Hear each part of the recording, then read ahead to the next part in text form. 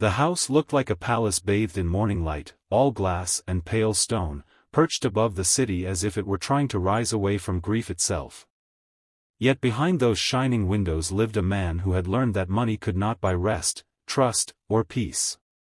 Armand Vale was known to the world as a self-made millionaire, admired for his discipline and feared for his cold precision, but inside that sprawling mansion his heart stayed awake long after the sun rose, counting fears instead of blessings. The cameras he hid were not born from cruelty or arrogance. They were born from terror, from the kind of fear that tightens around a father's chest when he realizes that the most precious parts of his life cannot protect themselves.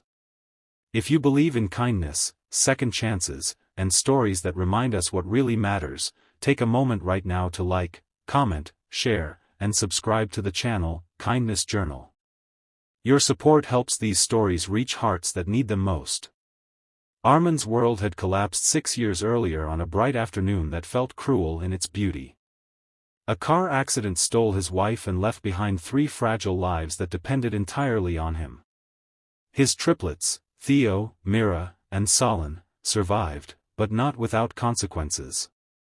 Their bodies grew differently, their movements slowed, their senses uneven and unpredictable. Each day required patience measured not in minutes but in breaths. Each sunrise brought new routines, therapies, medications, and silent prayers whispered while sunlight spilled across their beds. Armand learned quickly that wealth could hire the best doctors and build the safest rooms, but it could not silence the fear that someone might fail them when his back was turned. The mansion was redesigned for daylight safety.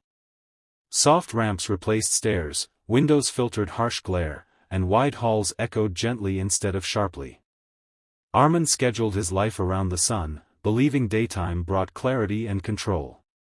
Yet despite all this, worry followed him like a shadow stretching across polished floors. Caregivers came and went, some kind, some careless, none staying long enough for his heart to settle. That was when Armand installed the cameras, small and almost invisible, watching playrooms, hallways, and therapy spaces. He told himself it was protection, not suspicion. He told himself he was being a good father. When Rosa Calder arrived, she looked nothing like the professionals Armand had grown used to. She was older than most applicants, her hands worn but steady, her posture calm. She spoke little during the interview, but her eyes held something rare, a gentleness that did not beg for approval. Armand hired her quickly, not out of trust, but exhaustion. He explained the children's needs, their sensitivities, their limits, and Rosa listened without interrupting, nodding as if she already understood. She began the next morning, as sunlight flooded the house and painted long shadows across the floors. At first, nothing seemed remarkable. Rosa cleaned quietly, prepared meals carefully, and moved through the house as though she were part of its breathing. Armand watched the cameras during lunch breaks and late evenings, looking for mistakes, signs of impatience, moments of neglect. What he saw instead confused him. Rosa lingered. She adjusted pillows with care, paused when a child grew restless, and followed rhythms that no schedule demanded.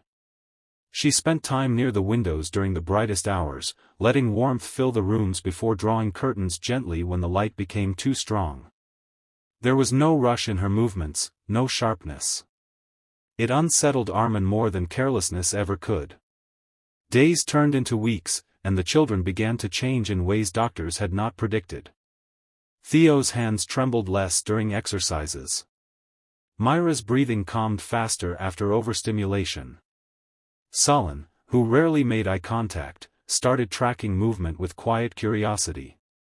Armand noticed these things first in daylight, while reviewing footage during the calm hours when his mind was sharpest.